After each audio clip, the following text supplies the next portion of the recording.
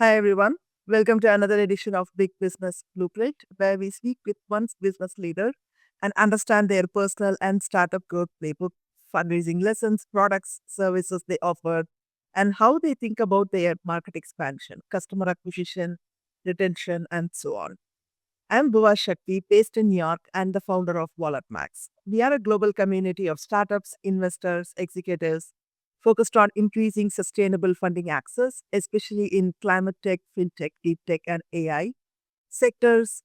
In my startup growth playbook interviews, I typically invite a startup founder or co founder and interview them about their growth lessons. But more importantly, what differentiates them from the crowd? How do they prioritize customers, market fit, as well as investors if need be? We deep dive into their personal, professional, and business journeys and how they have come up so far. Today, we are speaking with Anna, founder of Bubble Bosco. It's for leaders who already sense the real problem isn't the tools. It's what's happening to their people, their roles, and their judgment when the ground shifts under them. Anna helps growing companies build the human infrastructure underneath AI adoption, the part most roadmaps skip. Let's get started. Thanks for joining us, Anna, today. Of course. Thank you for having me. Could you share a bit about your background and journey towards launching Bubble Boss? You've spent 18 years leading people operations through 7 times growth. So, how does this journey look like? Why did you launch this? Yeah, I think it's a natural extension and also what's happening in the current landscape. The reason I decided to launch Bubble Boss Co. is because I truly saw the need of mindset shift when it comes to AI adoption, and how we leading the companies, how we actually preparing, developing people at the companies as well.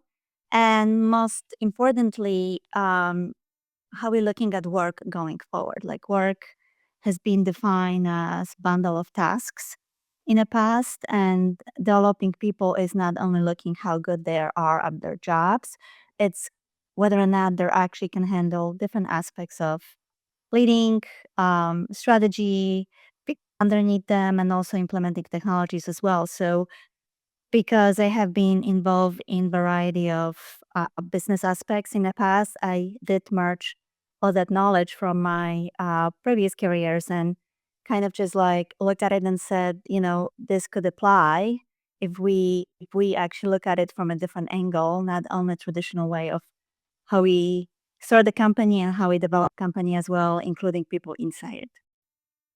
Yeah, I mean, that's perfect because whenever people talk about AI or transformation or together as AI transformation, people is the last thing they care about. And we've seen so many examples of that happening in the last year and this year as well. But you focus more on people. Now, looking back, what moments taught you the most about leading people through uncertainty? Yeah.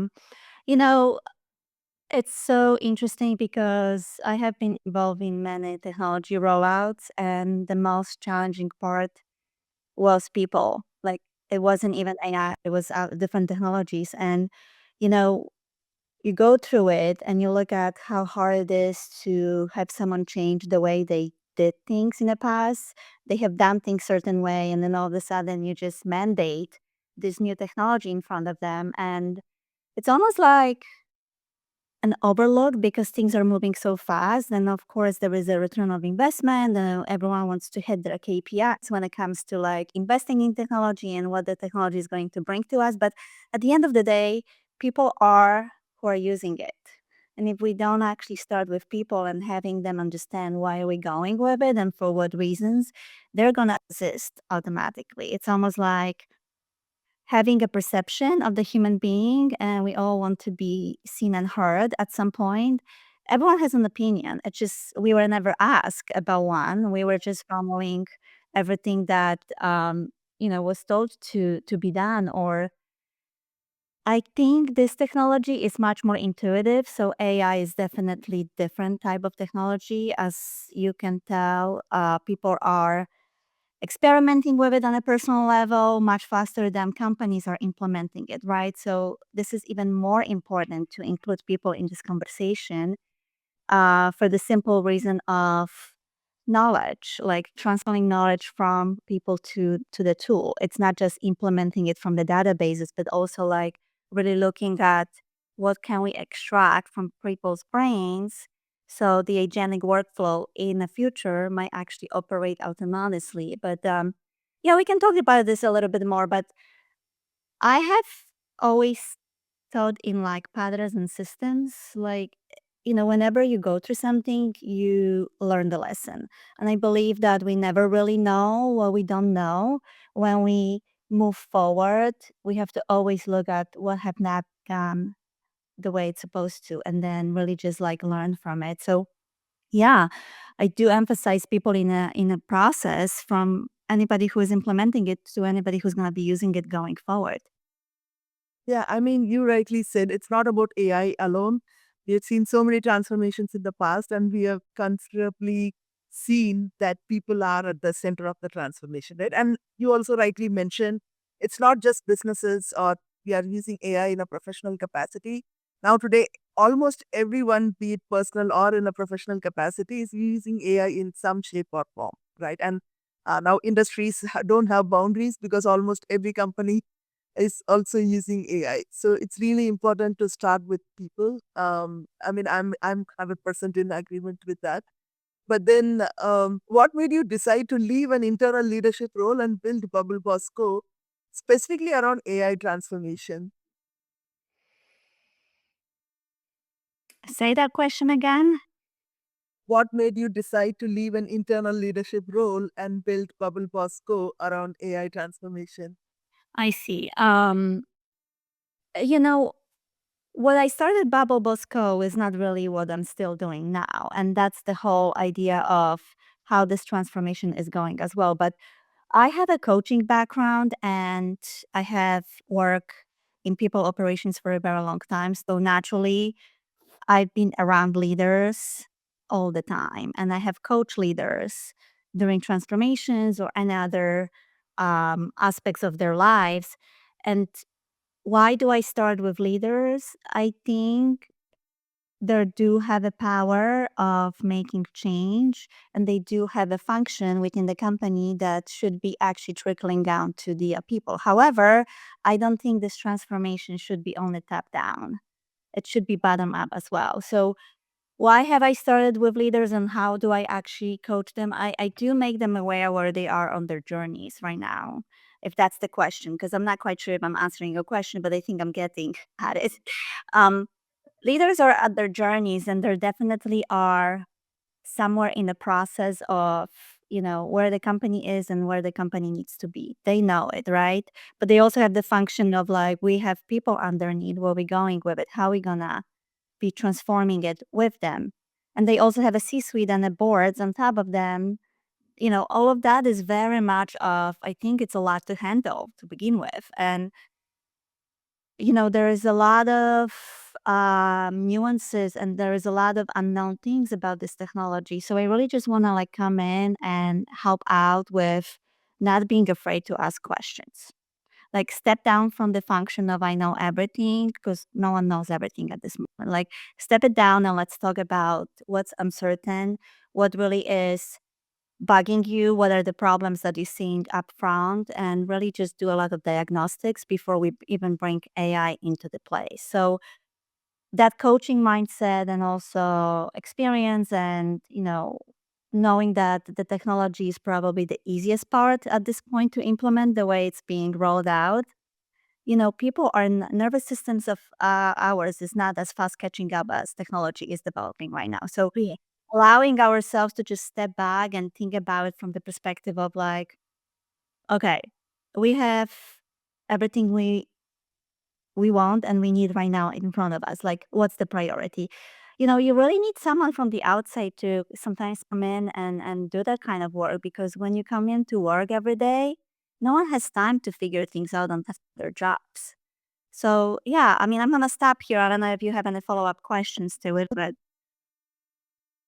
No, no, that's perfect because you coach leaders who define the vision of corporations, but then also they can have the vision, but then their people should actually execute it, right? So it cannot be, like you said, a top down approach. It has to also be a bottom up approach.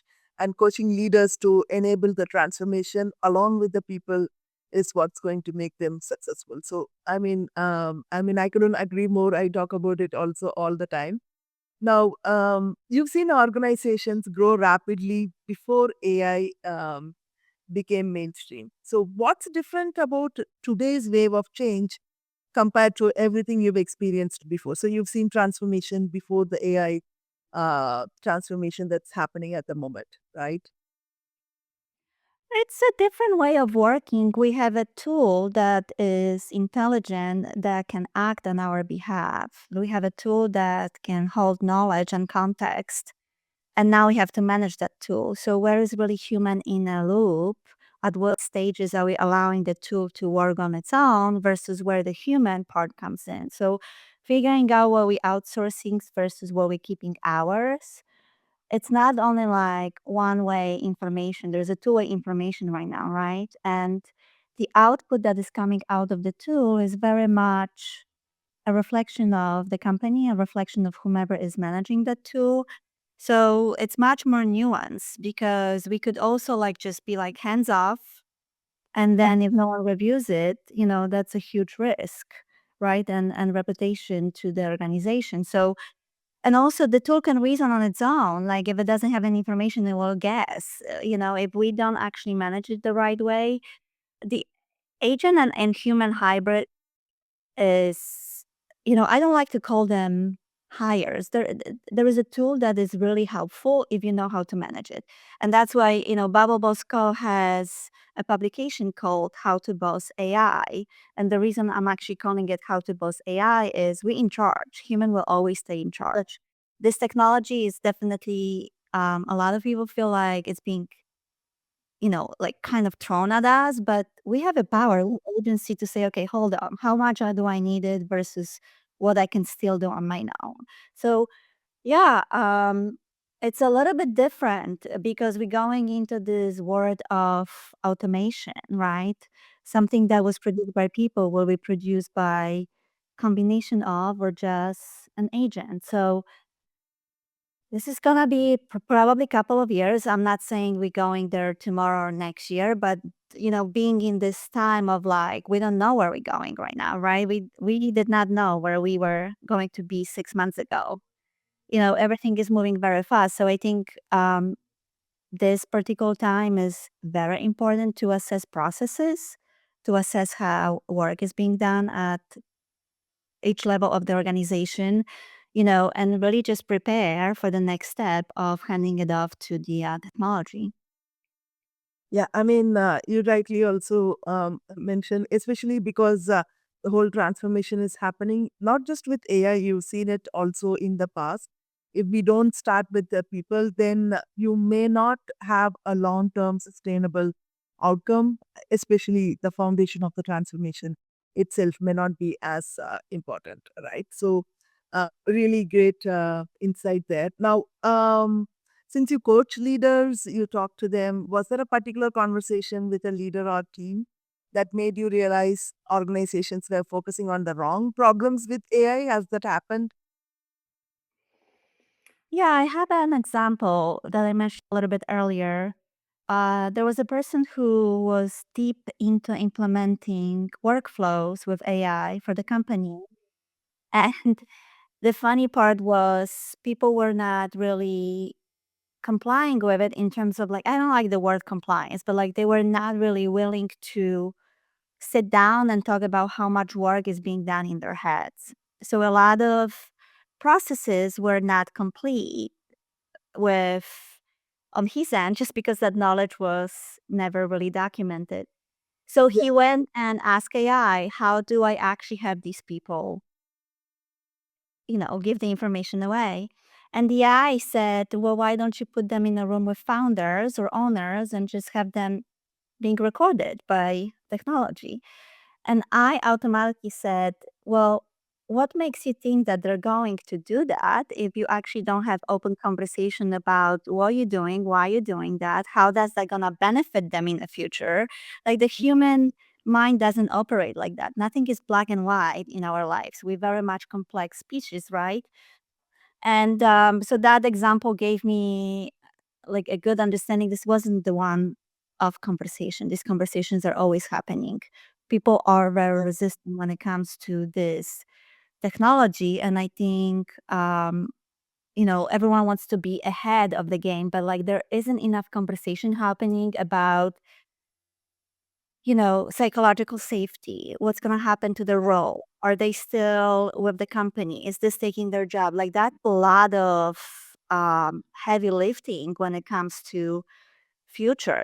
People are reading things in the newspapers. They're seeing headlines about layoffs. Like it cannot be done without them understanding where the future is. So it's almost like going in parallel, technology and people. Like where are they gonna be where this technology comes in?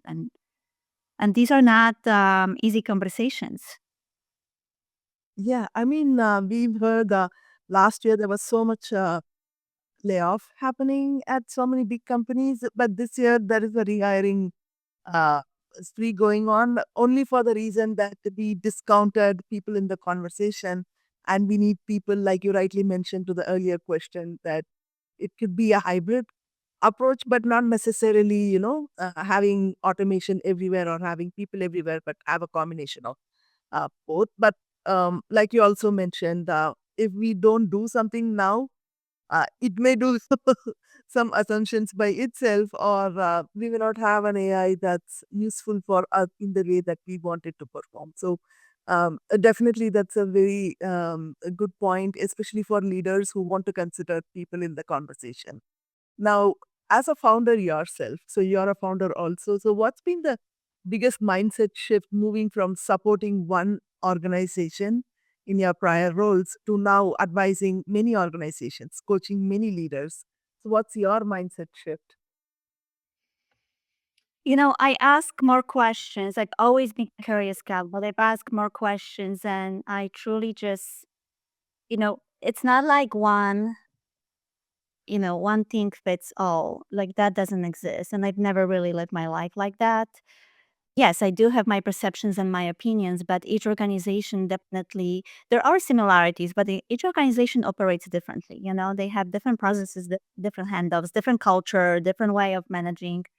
I always been interested in seeing that from the perspective of like, what can we streamline as a process that I can bring in as a framework versus what we actually add on as the individual operating system, every individual culture, right? So yeah, I mean, being inside the organization is great. You know what you're doing. You can probably at some point do it with your closed eyes, but I guess people have to decide for themselves what really is driving them going forward. For me, is being with people. For me, is working with different people. Like I'm very curious about people in general, and I'm curious about helping many more outside of one organization as well. I mean, I guess at some point we just find ourselves in our lives. What really is the next step? And for me, I chose that because it energizes me. So really isn't that much to it about anything else. It's just like whatever makes you happy, I guess. At the end of the day, we all want to make an impact, but at the same time, we want to do something that calls us. And I think individuals know it for themselves, right? Yeah.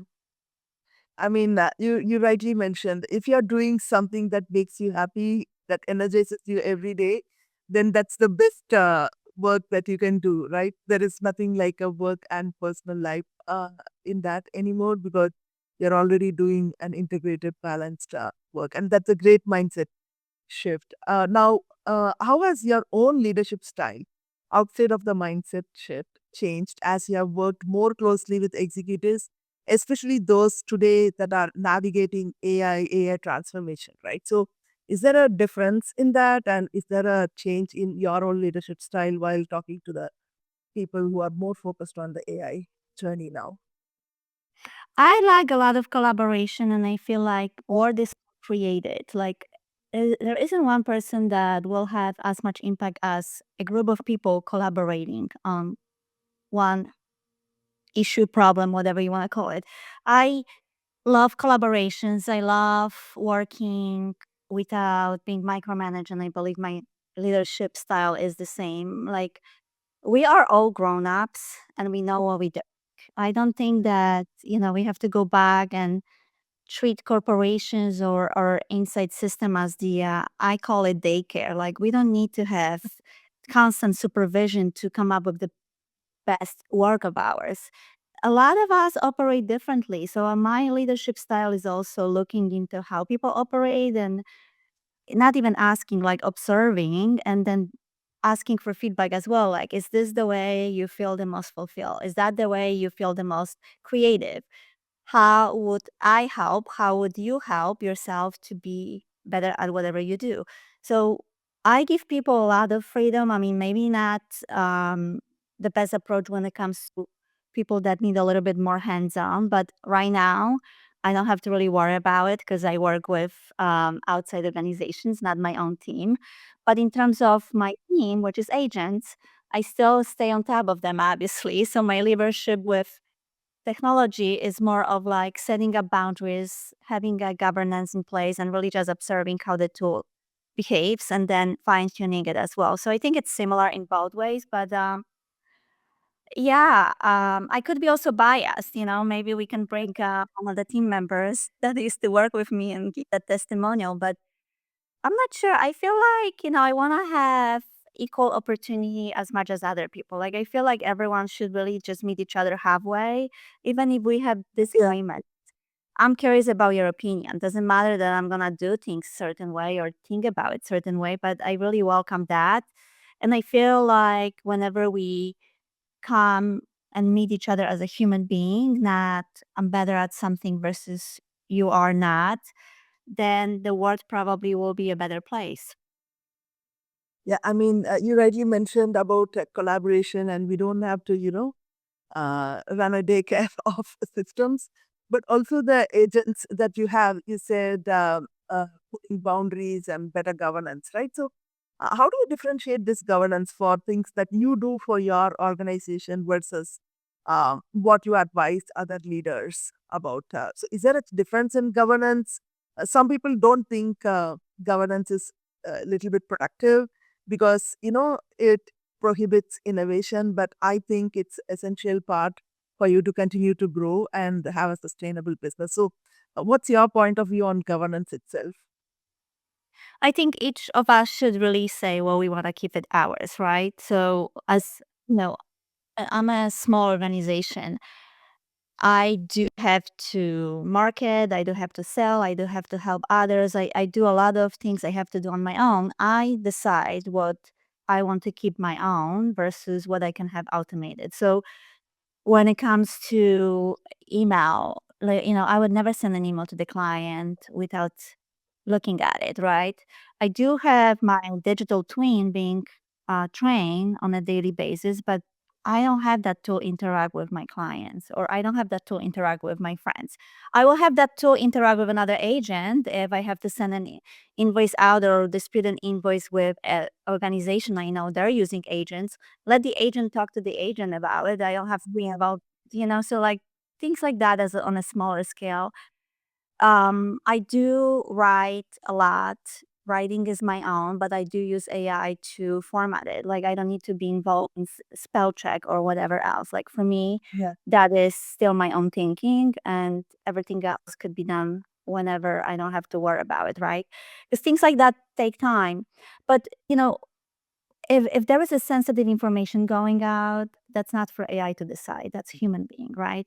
If there is a personal stuff going out, that's not for AI to decide. Like, you can use it as an assistance, but it shouldn't be the first and the last thing that like does everything for you. There are people who are automating much more than I do.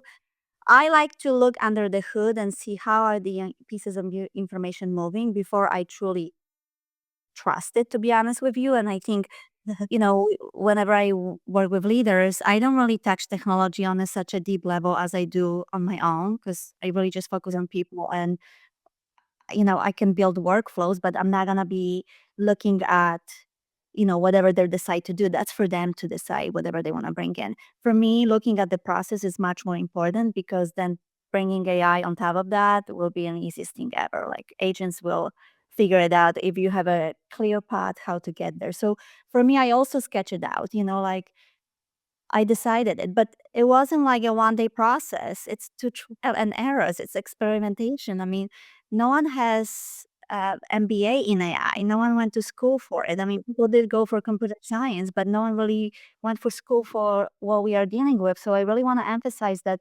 everyone is experimenting here. Some people might be a little bit ahead of the others, but that's how we get there, and that's how my clients operate as well. They do give permission to certain group of people to just like build it, break it, spend money on it, and then they know what they want. I mean, that's just the reality right now. Yeah, and also what they don't want also, right? So it's a way of trying to figure that out. And then you also rightly mentioned that you are very curious, you ask a lot of questions, and that's actually an asset in terms of the leadership style and mindset shift. Now, if you could give your younger self one piece of advice uh, about leading people through transformation, what would it be? Especially also now you mentioned that governance is actually helping even small organizations and bigger organizations, but also more importantly, you decide where what happens and allow the agents to work based on your instructions, right? So, what piece of advice would you give to your younger self about leading people through such transformation that you're doing today? Yeah. Culture is very important. So really understand what your culture is. You know, I'm sure there are a lot of companies measuring that, but like leaders know their teams. Being curious about where people are, asking, like, again, going back to asking as many questions, documenting things, having hands on meetings, having one-on-ones, start talking about how you feel about this. How do you feel about this technology? I'm gonna tell you, some people have personal feelings about it when it comes to environmental impact or something else. So, like, be curious about where that's coming from. Um, if you have super resistant people, I think, just like as I mentioned, I'm gonna emphasize that meeting them as a human being, like really like trying to find out where they're coming from. And that's it. Like, the conversation doesn't need to be bad. I think it this way. Just, stay curious. Everyone is overwhelmed, just like not to get back down with, you know, how are we going to figure this out? Things will work out. I think I have this saying of like, figure out who you want to become on the other side of this. Like, who do you want to be? And what are the steps that will get you there as a leader, as a team, as an organization?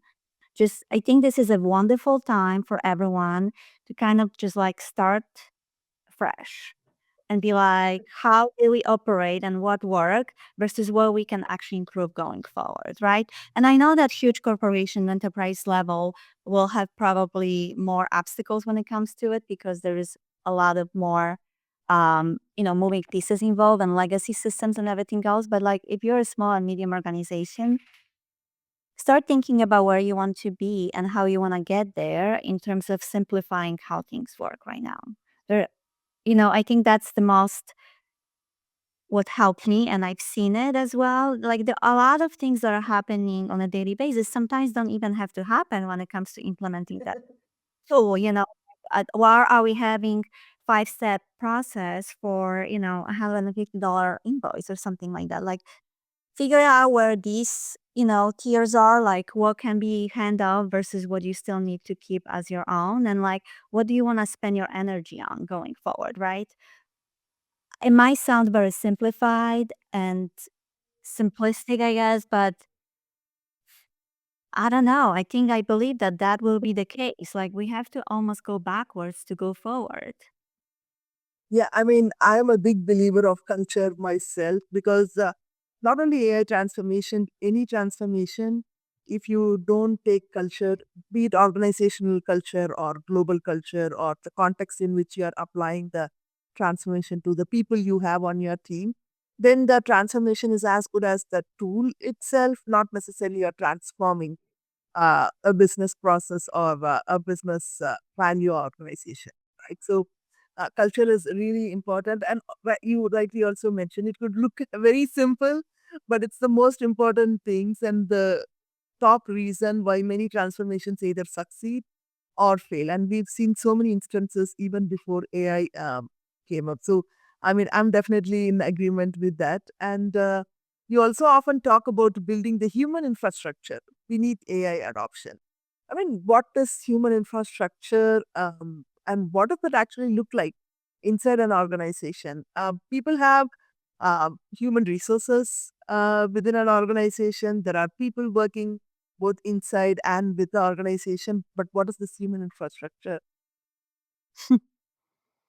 You know, human resources, right? This is something that has been around for a long time. It's a resource to a human, but Yeah, in reality, human resources are much more than that, right? A lot of people have this vision of the human resources as being a department that helps you out with um, being an employee. Like, how can you actually exist within the company and your benefit, all that stuff. The infrastructure is really what's hold the company as well. So yeah, everything I mentioned, people coming to work is the company. Like the company does not exist without people. So they have a function that they have to take care of, right? But like there are so many other aspects of it. Like how many times you were working for the organization and you knew that one person that knew everything, right? How many organizations have that kind of invisible layer of people just knowing? And that doesn't exist on paper, it doesn't exist anywhere in a performance reviews. These people are just like, holding it up together. That's just the reality, right? The infrastructure is also like the institutional knowledge. The infrastructure is like how we do things, how we make decision around it, like who is accountable for what, its behaviors. I actually do have like the BBCO Bubble Balls Co has this framework of becoming behaviors. C is the company and oh no, sorry, culture and organization. So I was like, I think I'm gonna work with that at some point. Like I am going to transform that into some kind of framework. Like what's really important for clients that are coming in? Like, do you have these pieces in place? Are you actually have behaviors becoming culture and organization as a whole, right? And yeah, the infrastructure, it's so interesting how I look at it because for me, it's going to be also this connection with technology. Like AI will come as the infrastructure and systems as well, right? So just translating the human to AI, it's almost like how I see this whole transformation coming. And that's why I call it human infrastructure because it is the most important thing in this process. yeah. I mean, not only about AI today. Over the past decades, we've had so many transformations, and we always see there are those set of few people who hold all the knowledge that a transformation is not successful until we involve them. It shouldn't be portrayed as if, okay, the new transformation is going to replace those people and their knowledge. Rather, we need to work together to enable them so that their knowledge can be applied more productively and efficiently in the new transformation, right? So that's something people are yet to realize for AI, I believe. Um, Today, many companies begin AI transformation by just selecting tools. But in your experience, especially because you focus a lot on people, what should leaders be doing before they ever evaluate technology? I mean, what is the first step before they think about technology? And also, more importantly, does every company need AI as a transformation tool, or is it more like you will evaluate that first? I mean, how does it work? Where do you start? I would start with what are we transforming, number one? Like, what is it that we need the tool for? I do believe that this technology can extend knowledge and can actually take us to the next level because it does have capabilities of it. So for me, it's almost like I go back to like how do we become a better version of ourselves with this technology? That's where we start. Like where do you see yourself? And a lot of people haven't even thought about that. Like them like, okay, well, I know what I know, like what do I not know? So like starting with where we are, what are the capabilities? Do you have right people in the right positions to lead that? Let's be honest, everyone has a full-time job. No one has time to focus on anything new right now. And if you say we're doing something new on top of your job, people will be like, what do I get out of this? So we really need these, I call them catalysts in a place that are curious about this technology, but also care about people that will be able to translate that. And sometimes that's not leaders. That's on every level of your organization. So really just like identifying these catalysts, identifying people who can potentially become catalysts, because there will be a lot of knowledge transfer from one layer to another. Like, I did work with someone who is in Singapore who actually was an AI champion, and he needed to learn the role as well. He thought that just showing people how to do it will work. No, he needed to lead by example, and people started looking at him, and he started to be the first who actually does things certain way, and then the results were very good. And then when you actually see this process as a bystander, you're like, okay, well maybe I try it. But he also put a lot of energy to go around the a team and sit down and listen to people. It wasn't just an overnight process. And the leadership was very much pro AI and gave people a full access to the tool and said, look, you know we want you to be these people in the future, like. And then the infrastructure and like what you're gonna. Again, it depends on how big is your company. What are the resources? There's so many variables. When you ask me what advice do I give to people, like it doesn't exist as one off.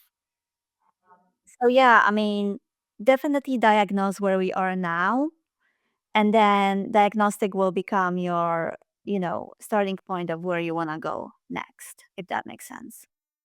Yeah, no, definitely, right?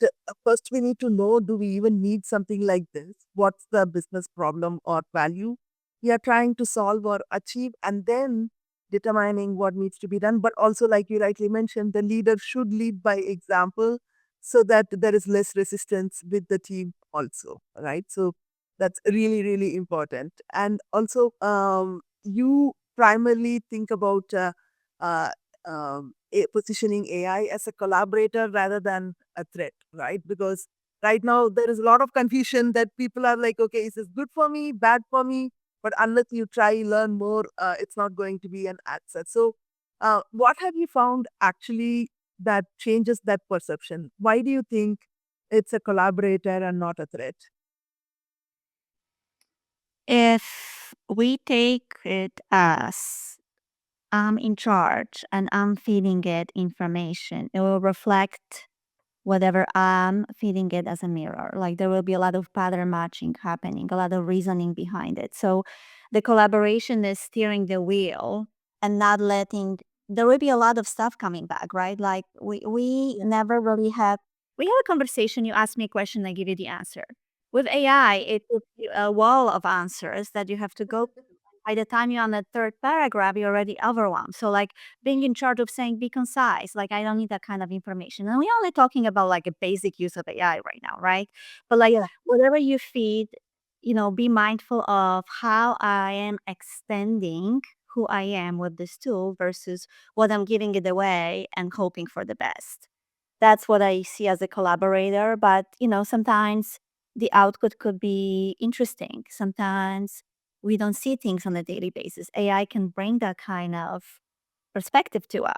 But again, it has to be screened, it has to be judged. We need to still be critically thinking about what's coming back to us and not to be afraid to experiment, right?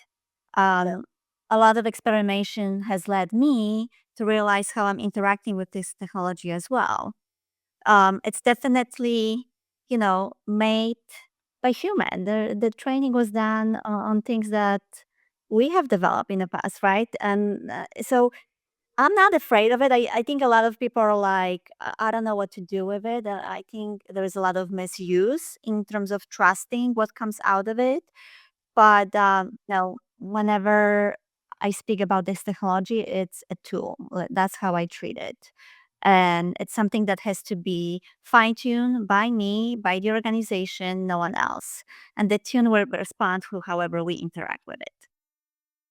Yeah, I mean, it's not going to do anything differently other than what you instruct it to do and what data and other logic that you give it. But also, you earlier mentioned this in our conversation today. I just want to deep dive into this, where many organizations often say employees are resistant to change, right? So, how often is it really the employees that are resistant to change, or is it more a real leadership issue, a communication issue, or organizational design issue?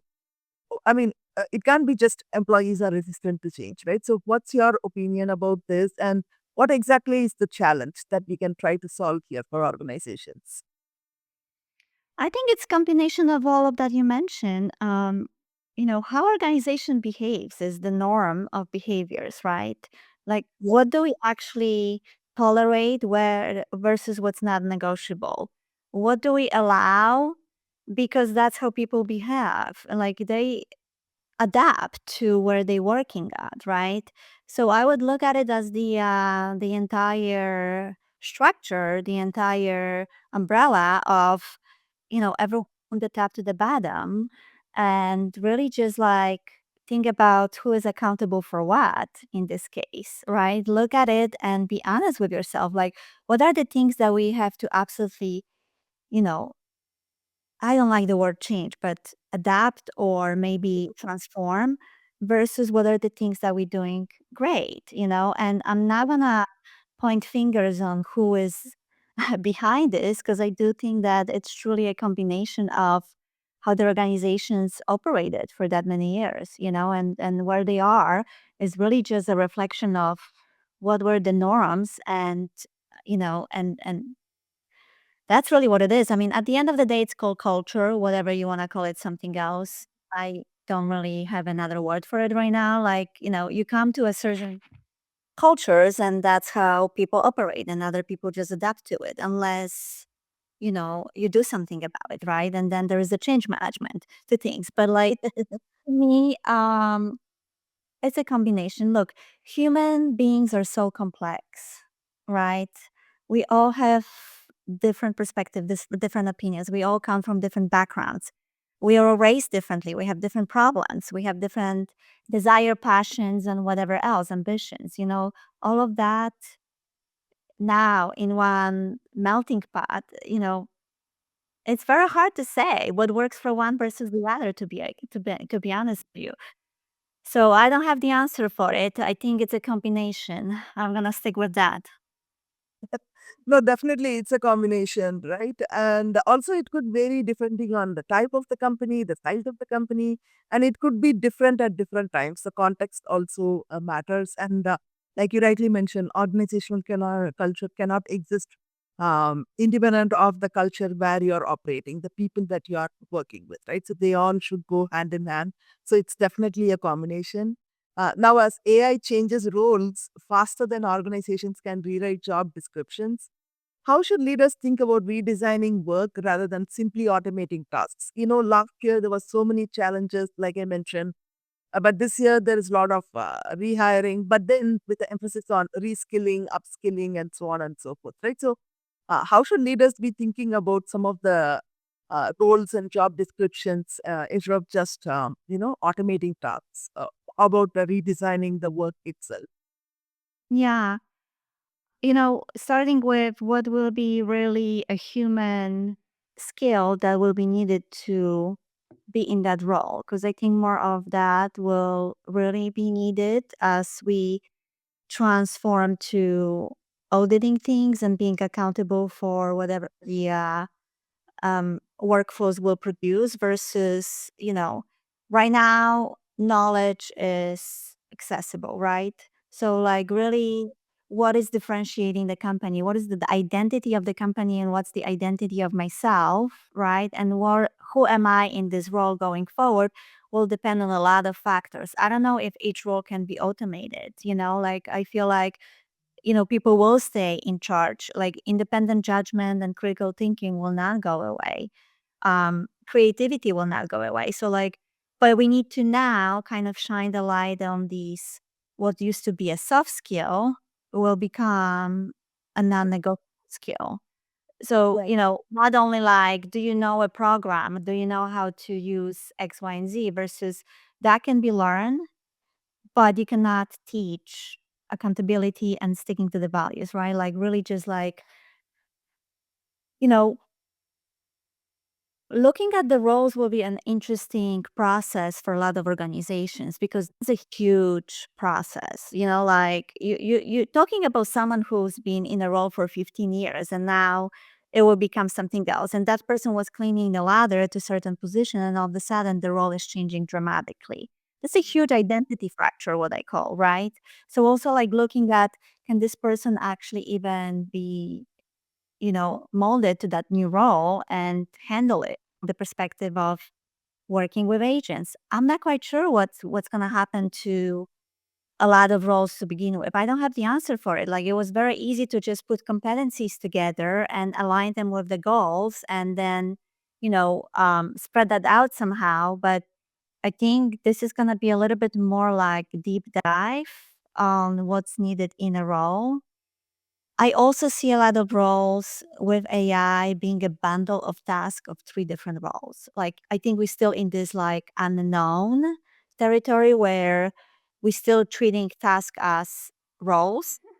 Like Yeah. tasks go away partially. Now what's left in the role, right? What do we need a human for? And that's gonna be a little bit of more attuning with what we do really good as human beings, like conversations, creativity, seeing things differently. Like I think that's gonna be a big contributing factor who to future roles. But again, I'm only speaking from experience of now. If we want to look at these things in 6 months and evaluate, I'm very happy to do that. But I don't want to sound like I have everything figured out because again, I think a lot of that will be just experimentation as well.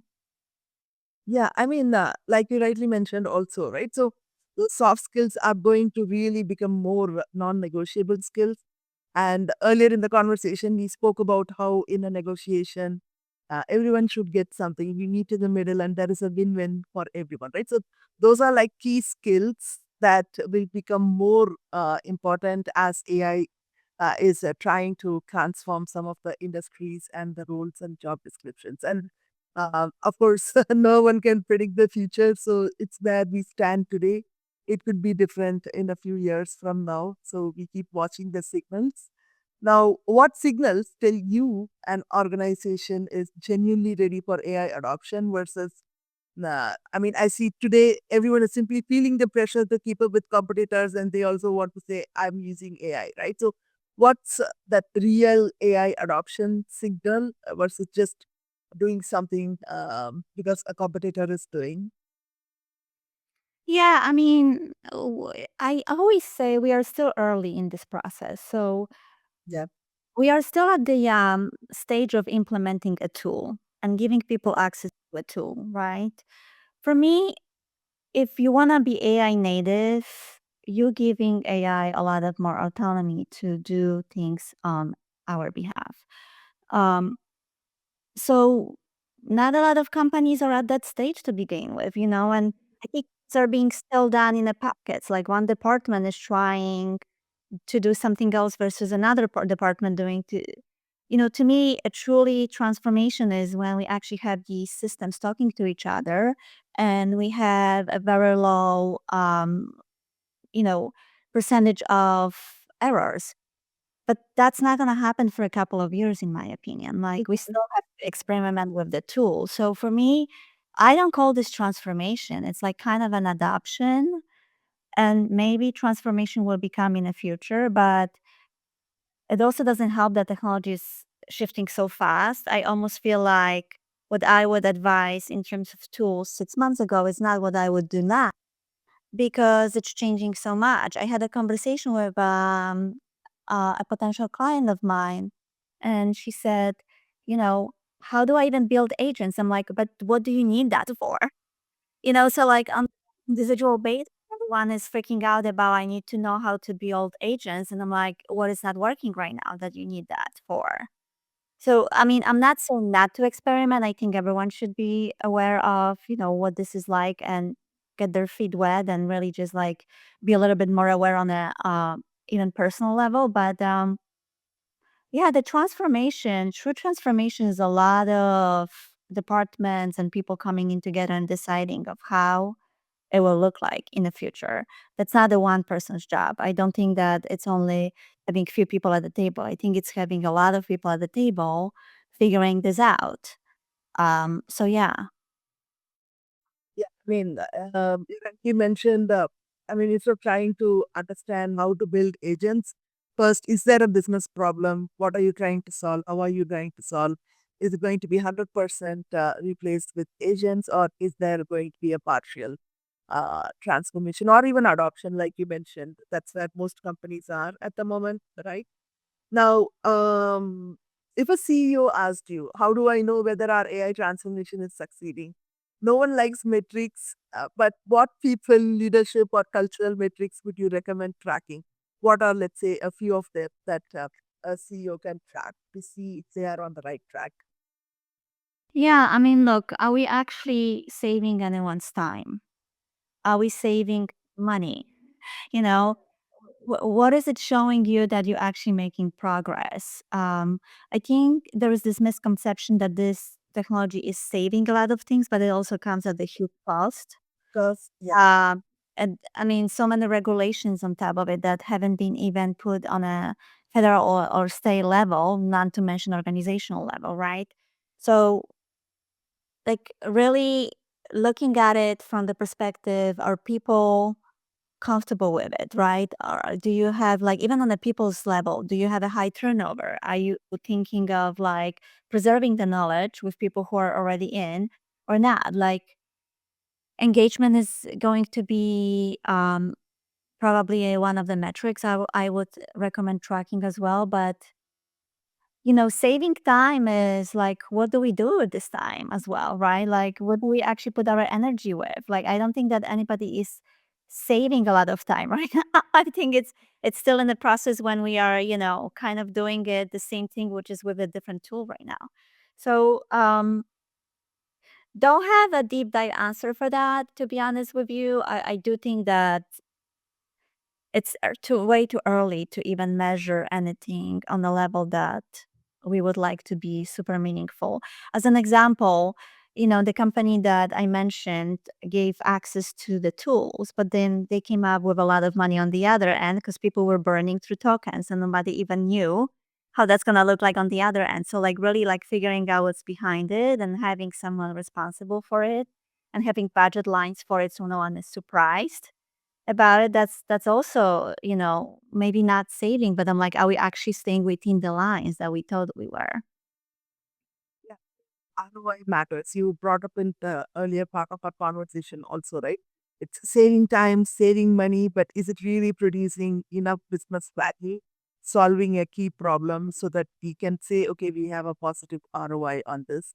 And we also mentioned that we don't know what else is impacting, especially the environmental impact is really huge. And we don't have enough studies around that yet. I focus a lot on AI and sustainability as well. We definitely need to leverage AI as a technology, but not having an impact on the environment or people, right? So those are like key factors that we want to consider. Now, we're also kind of coming up time. I just want to check in one last question where looking ahead, let's say 2, 3 years, 4, 5 years maximum, but we don't know what's happening or what's coming up. But let's say if I ask you to look ahead, what do you think will distinguish organizations that successfully integrate AI into their culture from those that continue struggling despite investing heavily in technology? I think we touch on this throughout our conversation, definitely emphasizing people in a process, not rushing with anything. Like you mentioned it very beautifully. What is the problem we're trying to solve here with AI? Like, on my end, who are we trying to become on the other end?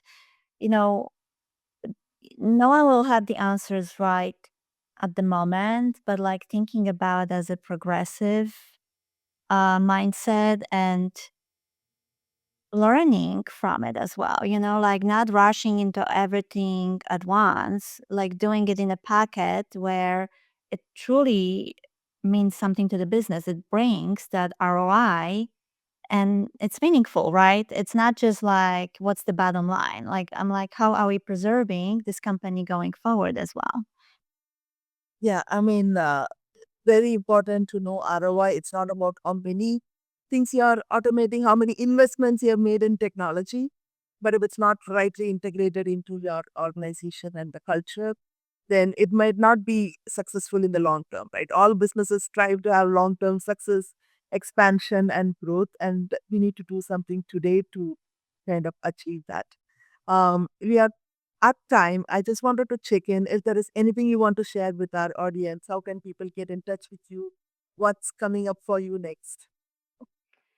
Yeah, I mean, I'm definitely on LinkedIn, Anna Levitt, Bubble Bosco as well. I do run publication on Substack called How to Boss AI as well. So pretty much that's where I am actively the most.